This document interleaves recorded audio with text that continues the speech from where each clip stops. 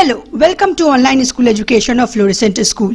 आज के इस वीडियो में हम आपके लिए क्या लेके आए हैं, the secrets to good paragraph writing. Paragraph writing grammar portion का इंटीग्रल पार्ट है, जिसके बिना ग्रामर इनकम्प्लीट माना जाता है।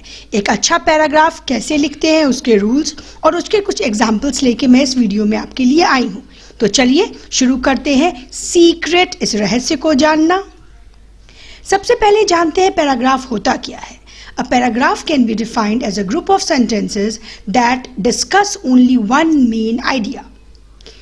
एक सेंट्रल आइडिया के चारों बगल पैराग्राफ के सारे सेंटेंसेस घूमते हैं।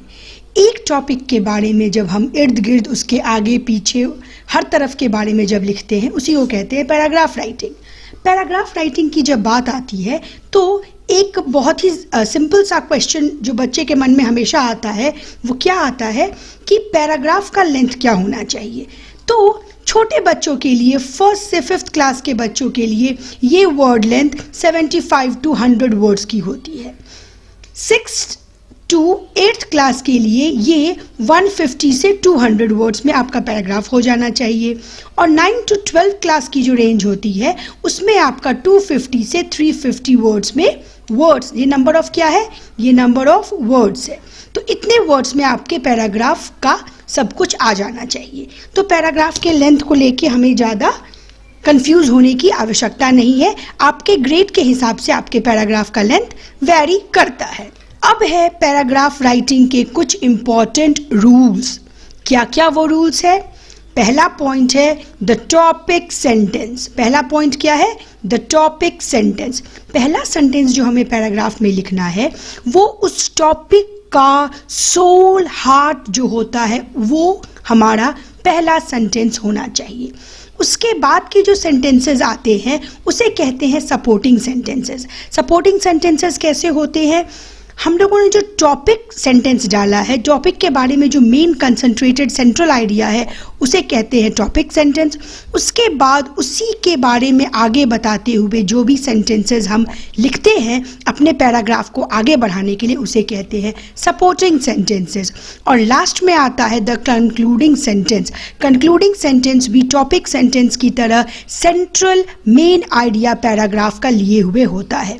तो टॉपिक सेंटेंस, कंक्लूडिंग सेंटेंस बहुत इंपॉर्टेंट है, और सपोर्टिंग सेंटेंस इन दोनों के बीच का लिंक बनाता है। तो सपोर्टिंग सेंटेंस कितना इंपॉर्टेंट है ये आप समझ सकते हैं। इस तरीके से हमें पैराग्राफ लिखना होता है।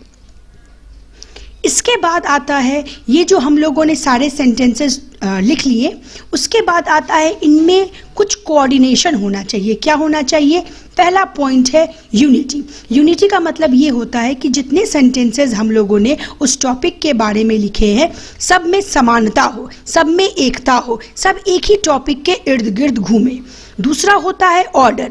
हमें जब पैराग्राफ लिखना शुरू करना है तो उसमें सेंटेंसेस के ऑर्डर पे ध्यान देना है। सेंटेंसेस के ऑर्डर से मतलब क्या होता है कि सेंटेंसेस हैफेजार्ड नहीं लगे, तितर बितर नहीं लगे, लगे कि हाँ सेंटेंसेस एक के बाद कड़ी में, जैसे कि सेंटेंस रीऑर्डरिंग में हम लोगों ने पढ़ा है, एक के बाद एक सेंटेंस आता है। जैसे कि जब हम लोगों ने थर्स्टी क्रो की कहानी पढ़ी थी तो उसमें क्या पढ़ा था? पहले once upon a time there was a thirsty crow. He saw a pot. The pot was half filled with water. तो the pot was half filled with water हमारा थर्ड सेंटेंस है। इसको हम सेकेंड सेंटेंस पे तो नहीं डालेंगे तो कहानी का मतलब अलग हो जाएगा। इसी का मतलब होता है ऑर्डर। तीसरे नंबर पे हमारा आता है कोहेरेंस। कोहेरेंस भी ऑर्डर की तरह ही होता है। हर सेंटेंस के बीच में एक रिलेशन आना चाहिए, और वो जो कोई पढ़े तो लगे कि एकदम स्मूथ फ्लो में हमारा पैराग्राफ चल रहा है। फोर्थ पॉइंट होता है हमारा कंप्लीटनेस। कंप्लीटनेस यानी कि शुरू से अंत तक जब पैराग्राफ पढ़े तो हमें समझ में आए कि जिस टॉपिक के बारे में पैराग्राफ लिखा गया है वो बिल्कुल एक कंप्लीट सेंस डिलीवर कर रहा है। अब हम आपके लिए यहाँ लेके आए एक पैराग्राफ जो ग्लोबल वार्मिंग पे है। ये स्टैंडर्ड 6 के हिसाब से मैंने पैराग्राफ लिखा है, तो नंबर ऑफ वर्ड्स इसमें लिमिटेड है। ग्लोबल वार्मिंग में एक ही पैराग्राफ में हम लोगों को यहाँ पे पैरा चेंज करने की आवश्यकता नहीं पड़ी। हम लोगों ने यहाँ पे डायरेक्टली ग्लोबल वार्मिंग के बारे में जो 6th स्टैंडर्ड का बच्चा जानेगा वो लिखेगा। ग्लोबल वार्मिंग क्या होता है, ग्लोबल वार्मिंग कैसे होता है, ये जो कार्बन डाइऑक्साइड गैस है वो कहाँ कहाँ से निकलते हैं, ग्लोबल वार्मिंग से क्या इफेक्ट हो रहा है, और ग्लोबल वार्मिंग फाइनली हम कैसे रोक सकते हैं। ये लिख के मेरा ग्लोबल वार्मिंग, मेरा हर सेंटेंस जो है, हमारा जो हर सेंटेंस है इस टॉपिक पे, इस पैराग्राफ का हर सेंटेंस एक ही टॉपिक के चारों बगल घूम रहा है। वो क्या है, ग्लोबल वार्मिंग। ऐसे ही हमें एक इफेक्टिव पैराग्राफ लिखना होता है। वीडियो अच्छा लगा हो तो वीडियो को लाइक और शेयर ज़रूर से करें और चैनल को सब्सक्राइब कर लें। Bye students.